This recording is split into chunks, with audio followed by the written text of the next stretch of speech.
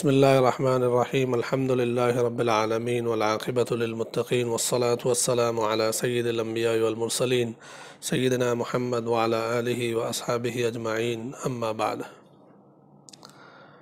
محترم ناظرین و سامعین، السلام علیکم ورحمۃ اللہ وبرکاتہ۔ رمضان ٹرانسمیشن کے آج کے اس ویڈیو میں قرآن کریم کے 8ویں پارے کا خلاصہ بیان کیا جائے گا۔ ناظرین، اس ویڈیو میں 8ویں پارے کی تمام چیزیں تفصیل کے ساتھ بیان نہیں ہوگی، بلکہ ہائی لائٹس کی طرح سے خاص باتیں کچھ تفصیل اور کچھ اشاروں کے ساتھ بیان ہوگی، تاکہ پتہ چل سکے کہ اس پارے میں یہ چیزیں، جیسے انڈیکس ہوتا ہے، انڈیکس کی طرح سے پتہ چل جائے کہ اس پارے میں ان چیزوں کا ذکر ہے، تاکہ جسے ڈیٹیل چاہیے وہ قرآن کریم کے علماء کرام کے جو درس کے حلقے لگتے ہیں اس کے ذریعے سے ڈیٹیل جان سکتا ہے، یا پھر علماء کرام کی رہبری میں قرآن کریم کے ترجمے اور تفسیر کا مطالعہ کر کے اس کو آگے اپنی پیاس بجھائی جا سکتی ہے۔ ناظرین، 8ویں پارے کی شروعات اللہ جل شانہ نے اس طرح سے فرمائی ہے: وَلَوْ أَنَّنَا نَزَّلْنَا إِلَيْهِمُ الْمَلَائِكَةَ وَكَلَّمَهُمُ الْمَوْتَى وَحَشَرْنَا عَلَيْهِمْ كُلَّ شَيْءٍ قُبُلًا مَا كَانُوا لِيُؤْمِنُوا إِلَّا أَن يُشْرِكُوا۔ اس پارے میں شروعات کا آدھا پارہ جو ہے سورہ انعام کا حصہ ہے، اور باقی کا آدھا پارہ سورہ اعراف کا حصہ ہے۔ سورہ انعام 7ویں پارے سے شروع ہو چکی ہے، اور سورہ انعام میں خاص طور سے توحید کا بیان ہے۔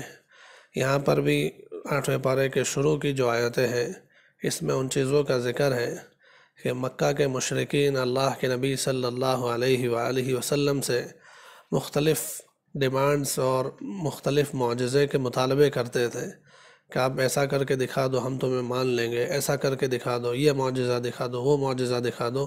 یہاں تک کہ ان لوگوں نے ڈیمانڈ کی کہ فرشتے اترے ہمارے پاس آئے اور ہم کو بتائے کہ آپ نبی ہو، یا پھر ہمارے جو مردے قبروں میں جا چکے ہیں اور پہلے ہمارے آبا و اجداد مر چکے ہیں وہ زندہ ہو کر آ کے ہمیں بتائے تو ہم مانیں گے کہ تم نبی ہو۔ اللہ جل شانہ نے فرمایا کہ اگر ہم ان کے پاس فرشتے بھیج دے یا مردے بھی اٹھ کر ان سے باتیں کرنے لگ جائے، تب بھی یہ لوگ اپنی ٹیڑھے مزاج کی وجہ سے اور فطرت کی کجی کی وجہ سے ایمان نہیں لائیں گے۔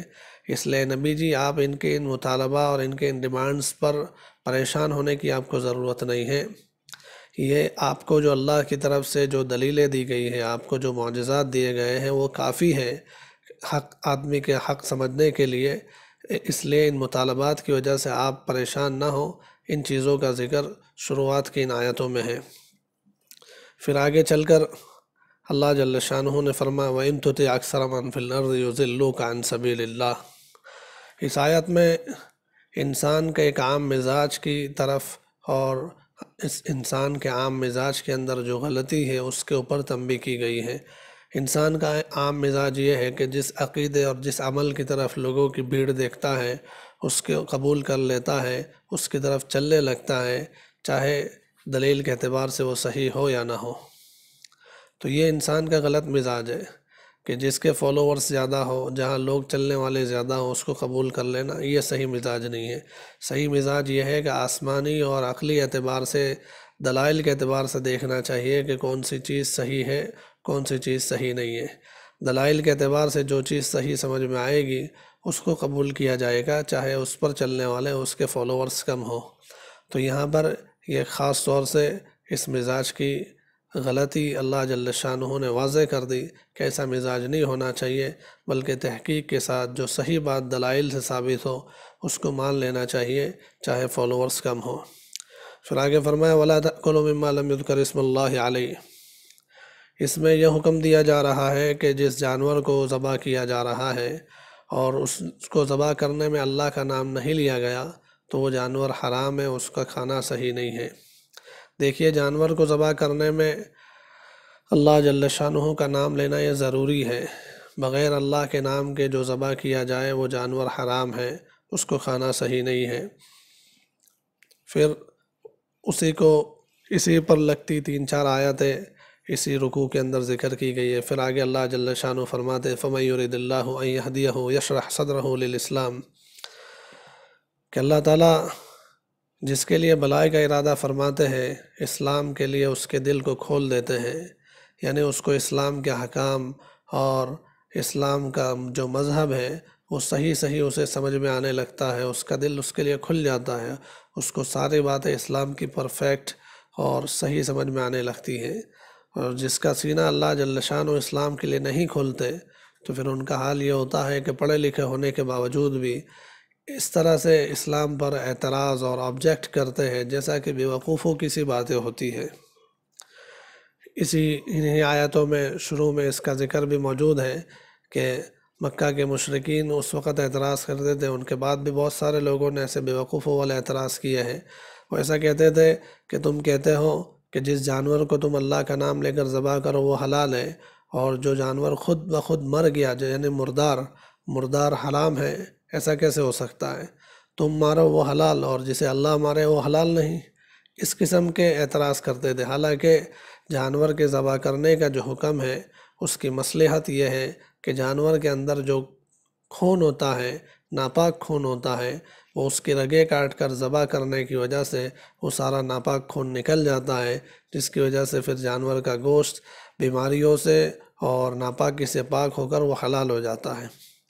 اور جو جانور خود بخود مر جاتا ہے اس کا وہ ناپاک خون اس کے اندر رہتا ہے اور اندر رہ کر اس کے گوشت کے اندر بھی سرایت کر جاتا ہے، جس کی وجہ سے گوشت ناپاک اور بیماریوں والا ہو جاتا ہے۔ تو جب اسلام سمجھ میں نہیں آتا، اسلام کے لیے دل اللہ کی طرف سے کھول نہیں دیا جاتا، تو پڑھا لکھا آدمی بھی اس طرح کے بیوقوفوں والے اعتراضات کرتا ہے۔ پھر آگے فرمایا یا معشر الجن والانس الم یأتکم رسل منکم۔ اس آیت میں اللہ جل شانہ نے انسان اور جنات دونوں کو خطاب کر کے حکم فرمایا ہے کہ تمہارے پاس ہمارے پیغمبر نہیں آئے تھے جو تم کو میرے احکام بتلاتے اور تمہیں اللہ تعالیٰ شانہ کی طرف سے ڈراتے۔ تو اس کے اندر ایک بات یہ پتہ چلتی ہے کہ اللہ جل شانہ نے اس آیت میں انسان اور جنات دونوں کو خطاب کیا ہے۔ اس سے معلوم ہوا کہ جیسے انسان ایک مخلوق ہے اس دنیا میں، ویسے ہی جنات بھی ایک مخلوق ہے، چاہے وہ نظر نہیں آتی۔ بہت سارے لوگ جنات کا اس لیے انکار کرتے ہیں کہ وہ نظر نہیں آتے۔ تو دنیا میں ایسا تو ضرور نہیں ہے کہ جتنی باتیں موجود ہے ساری نظر آئے۔ بہت ساری باتیں ایسی ہے کہ نظر نہیں آتی پھر بھی انسان اس کا اعتراف کرتا ہے، اس کو مانتا ہے۔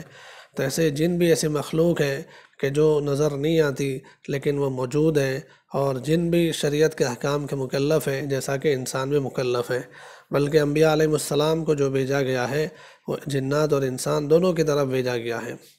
انبیاء علیہ السلام انسان میں سے ہوتے تھے اور وہی انسانی نبی جنات کے بھی نبی ہوتے تھے، چنانچہ اللہ کے رسول صلی اللہ علیہ وآلہ وسلم بھی تمام مخلوق کی طرف نبی بنا کر بھیجے گئے ہیں۔ تو اس لیے آپ جنات کی طرف بھی نبی تھے، کچھ جنات آپ پر ایمان بھی لائے تھے اور ان جناتوں نے پھر اور جناتوں میں تبلیغ کی۔ اس طرح سے بہت سارے جن کے مسلمان ہونے کا ذکر اس سے پہلے 7ویں پارے میں بھی گزر چکا ہے اور 29ویں پارے میں بھی اس کا ذکر موجود ہے۔ پھر آگے اللہ جل شانہ فرماتے ہیں وَجَعَلُوا لِلَّهِ مِمَّا ذَرَأَ مِنَ الْحَرْثِ وَالْأَنْعَامِ نصیباً، اور اسی طرح سے وَكَذَلِكَ زَيَّنَ لِكَثِيرٍ مِّنَ الْمُشْرِكِينَ قَتْلَ أَوْلَادِهِمْ شُرَكَاؤُهُمْ۔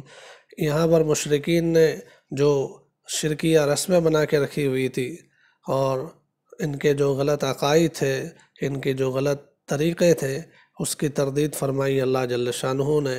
ان چیزوں میں ایک تو یہ تھا کہ وہ اللہ کی جن چیزوں کو اللہ نے حرام نہیں کیا وہ خود حرام قرار دیتے تھے، جیسے کسی جانور کو بت کے نام پر کر کے چھوڑ دیتے تھے اور کہتے تھے کہ اس کا کھانا حرام ہے، یہ چڑھاوے کا جانور ہے۔ اسی طرح سے بتوں پر چڑھاوے چڑھاتے تھے، اپنی اولاد کے اور دوسروں کی بیٹوں کے اور انسانوں کی قربانیاں چڑھاتے تھے دیوی اور دیوتاؤں پر۔ اسی طرح سے اور بہت سارے جو غلط عقائد مشرکین کے اندر پائے جاتے تھے، ان آیتوں میں خاص طور سے اس کا ذکر موجود ہے۔ پھر آگے فرمایا کُلُوا مِن ثَمَرِهِ إِذَا أَثْمَرَ وَآتُوا حَقَّهُ يَوْمَ حَصَادِهِ۔ اس آیت میں کھیتی کی زکوٰۃ کا حکم دیا گیا ہے۔ پورے دنیا میں مسلمان اپنے مال کی زکوٰۃ تو نکالتے ہی ہیں، سونا چاندی روپیہ پیسہ تجارت کا مال، اسی کے ساتھ ساتھ کھیتی کی زکوٰۃ بھی ہوتی ہے۔ جو پیداوار اپنے کھیت میں ہوتی ہے اس کی زکوٰۃ بھی بہت سارے مسلمان نکالتے ہیں، لیکن اس کی زکوٰۃ میں مسائل الگ ہیں۔ جیسے عام روپیہ پیسہ سونا چاندی وغیرہ میں زکوٰۃ کے اندر 2.5% زکوٰۃ واجب ہوتی ہے، تو کھیتی کی زکوٰۃ میں ایسا نہیں ہے۔ کھیتی کی زکوٰۃ کے کچھ مسائل الگ ہیں اور اس کی شرطیں، اس کی کنڈیشنز کچھ اور ہیں، جو آپ اپنے اپنے علاقے میں اپنے اپنے جو علماء کرام ہیں معتبر اور معتمد، ان سے آپ معلوم کر سکتے ہیں کہ اس کے کیا مسائل ہیں۔ پھر آگے اللہ جل شانہ نے اس بارے میں ایک پورا رکوع ایک نازل کیا کہ جس کے اندر اسلام کے بیزک احکام کو بیان کیا گیا ہے۔ قل تعالوا واتلوا ما حرم ربکم علیکم الا تشرکوا بہ شیئا وبالوالدین احسانا۔ اس کے اندر چند چیزوں کا بہت اچھے طریقے سے ذکر کیا گیا ہے۔ اللہ کے ساتھ کسی کو شریک نہ ٹھہراؤ، والدین کے ساتھ اچھا سلوک اور برتاؤ کرو، اپنے اولاد کو غریبی کے خوف سے قتل نہ کرو، اس لیے کہ روزی دینے والا اللہ ہے، روزی اللہ کے ہاتھ میں ہے۔ پھر بے حیائی اور بے شرمی کی باتوں کے قریب بھی نہ جاؤ، بے حیائی اور بے شرمی تو نہ کرو لیکن اس کی باتوں کے قریب بھی نہ جاؤ۔ ناحق قتل مت کرو، ناپ اور تول میں پورا انصاف کرو۔ پھر انصاف کی بات کرو، چاہے معاملہ اپنے رشتہ داروں کا ہی کیوں نہ ہو۔ قول اور قرار پورا کرو، چاہے اللہ سے کیا ہو یا بندوں سے کیا ہو، اس لیے کہ اللہ جل شانہ سخت سزا دینے والے ہیں اور دوسری طرف اللہ معاف کرنے والے اور رحم کرنے والے بھی ہیں۔ تو یہ 8-9 چیزیں اسلام کے بیزک احکام ہیں اور بہت خوبصورت احکام ہیں، جس کو اس پورے رکوع میں ذکر کرنے کے بعد فرمایا وَأَنَّ هَذَا صِرَاطِي مُسْتَقِيمًا فَاتَّبِعُوهُ، یہی میرا راستہ اور سیدھا راستہ ہے۔ یعنی اسلام یہی کہتا ہے، ان چیزوں کو اپنی زندگی میں پریکٹیکلی لے آؤ۔ پھر اس صورت میں زیادہ تر توحید کا بیان ہوا ہے سورہ انعام میں، تو اس لیے آخر میں خلاصے کے طور پر فرما دیا قل ان صلاتي ونسكي ومحياي ومماتي لله رب العالمین لا شریک له وبذلك امرت وانا اول المسلمین، کہ نبی جی آپ اعلان کر کے کہہ دیجئے کہ میری نماز، میری قربانیاں، میرا جینا اور میرا مرنا سب اللہ کے لیے ہیں، اور اللہ کا میں کسی کو شریک نہیں مانتا ہوں، میں سب سے پہلے اللہ کا فرما بردار بنتا ہوں۔ اس طرح سے شرکیہ باتوں کی پوری تردید اور توحید کا اقرار اس خلاصے میں اس آیت کے اندر ذکر کیا گیا ہے۔ اس کے بعد سورہ اعراف شروع ہوتی ہے۔ اعراف جو ہے یہ جنت اور جہنم کے بیچ کی ایک جگہ ہے۔ کہتے ہیں کہ جن لوگوں کی نیکیاں اور گناہ دونوں برابر ہو جائیں گے تو ان کو کچھ دنوں کے لیے اعراف میں رکھا جائے گا، اور اس کے بعد پھر اللہ جل شانہ اپنے فضل سے ان کو جنت میں جگہ دے دیں گے۔ تو اس صورت کے اندر اعراف کا ذکر، یعنی جن لوگوں کی نیکیاں اور گناہ برابر ہو چکے ہیں اور بیچ میں رہ چکے ہیں، ان کا ذکر موجود ہے، اس لیے اس پوری صورت کا نام اعراف ذکر کیا گیا ہے۔ اس صورت کے شروع میں قرآن کریم اللہ کی طرف سے نازل کی ہوئی کتاب ہے، اور اس کا اتباع کرو اور اس کو مانو، اس کی طرف اشارے کیے گئے ہیں۔ اور پھر اسی صورت میں آگے چل کر انسان کی یعنی آدم علیہ السلام کی پیدائش کا ذکر، آدم علیہ السلام کو کیسے پیدا کیا، پھر ان کے بعد ان کی بیوی حوا کو پیدا کر کے جنت میں دونوں کا رہنا، اور پھر شیطان کے بہکاوے کی وجہ سے جنت سے نکلنے کا بیان اس صورت کے اندر موجود ہے۔ پھر شیطان نے قسمیں کھا کھا کر انہیں وہاں سے گمراہ کر کے جنت سے نکالا، اور پھر جب شیطان کو بھی اللہ کے دربار سے راندہ کر دیا گیا، بھگا دیا گیا، اسے بھی زمین میں اتار دیا گیا، تو اس نے آدم علیہ السلام سے دشمنی ظاہر کرتے ہوئے کہا تھا کہ میں آدم کی اولاد کو گمراہ کرنے کی پوری کوشش کروں گا اور ان کے ذریعے سے جہنم بھرنے کی کوشش کروں گا۔ اس پر اللہ جل شانہ کی طرف سے یا بنی آدم لا یفتننکم الشیطان کما اخرج ابویکم من الجنۃ ینزع عنہما لباسہما، اس کے ذریعے سے انسانوں کو اور آدم کی اولاد کو اللہ جل شانہ نے ایک پیغام دیا، ایک تنبیہ کی کہ اے آدم کی اولاد، اے انسانوں، جس طرح سے شیطان نے تمہارے باپ آدم کو جنت سے نکالا ورگلا کر بہکا کر، اس طرح سے کہیں وہ تمہیں جہنم میں جانے سے روک نہ دے، اس لیے اس کی شرارتوں سے، اس کے بہکاوے سے بچتے رہنا۔ اور پھر اس میں یہ بھی ذکر ہے کہ آدم علیہ السلام سے جب گناہ سرزد ہو گیا تو آدم علیہ السلام نے معافیاں مانگ لی اور کسی طرح سے رو رو کر اللہ جل شانہ کو راضی کر لیا اور معاف کرا لیا۔ دوسری طرف شیطان سے گناہ سرزد ہوا، اس نے اللہ کے حکم کے مطابق سجدہ کرنے سے انکار کیا۔ جب اسے کہا گیا تو اس نے معافی مانگنے کے بجائے گناہ پر اڑا رہا۔ تو اس سے پتہ چلتا ہے کہ شیطان کا مزاج یہ ہے، شیطانی مزاج یہ ہوتا ہے کہ گناہ کر کے آدمی اس پر اڑا رہے، توبہ نہ کرے، معافیاں نہ مانگے۔ اور آدم علیہ السلام اور آدم علیہ السلام کے اولاد کا مزاج اور ان کا عمل یہ ہونا چاہیے کہ وہ جب گناہ اور کوئی غلطی ہو جائے تو اس پر معافی مانگ لے اور سامنے والے کو راضی کر دے، چاہے سامنے والا انسان ہو یا اللہ جل شانہ ہو۔ پھر اس صورت کے اندر آگے چل کر جنتی اور جہنمیوں کا مکالمہ ہے کہ جب جنت کے لوگ جنت میں چلے جائیں گے، جہنمی لوگ جہنم میں چلے جائیں گے، اللہ جل شانہ آپس میں دونوں کی مکالمہ کرائیں گے، دونوں آپس میں بات کرنے کا موقع دیں گے۔ جنتی لوگ جہنمیوں سے کہیں گے کہ بھئی ہم کو تو اللہ جل شانہ نے جن چیزوں کا وعدہ کیا تھا وہ چیزیں ہمیں مل گئی، کیا تمہیں بھی وہ چیزیں مل گئی جس کا تم سے وعدہ کیا گیا تھا، یعنی جہنم اور اس کی سزائیں؟ تو وہ کہیں گے کہ ہاں ہمیں بھی وہ ساری سزائیں آج بھگتنی پڑ رہی ہے جس کے بارے میں ہمیں کہا جاتا تھا۔ پھر جہنمی لوگ کہیں گے کہ بھئی تمہیں جو کھانا اور پانی مل رہا ہے ہمیں بھی کچھ کھانا پانی ہماری طرف بھی بھیج دو۔ تو جنتی لوگ ان کو کہیں گے ان اللہ حرمہم علی الکافرین، کہ جنت کا یہ کھانا اور پینا یہ اللہ جل شانہ نے آخرت کا انکار کرنے والے کافروں کے لیے حرام قرار دیا ہے۔ پھر آگے چل کر یہاں اس پارے کے اندر آخر کے جو رکوعات ہے اس کے اندر حضرت نوح علیہ السلام کا قصہ موجود ہے کہ نوح علیہ السلام نے اپنے قوم کو پیغام دیا، تو قوم کے جو امیر قسم کے لوگ تھے انہوں نے نوح علیہ السلام اور ان کے ماننے والوں کی غریبی اور سادگی کو دیکھ کر ان کا انکار کیا، اور پھر جب نہیں مانے، بہت زیادہ کہنے کے باوجود بھی نہیں مانے، تو پوری قوم کو اللہ جل شانہ نے ہلاک کر دیا۔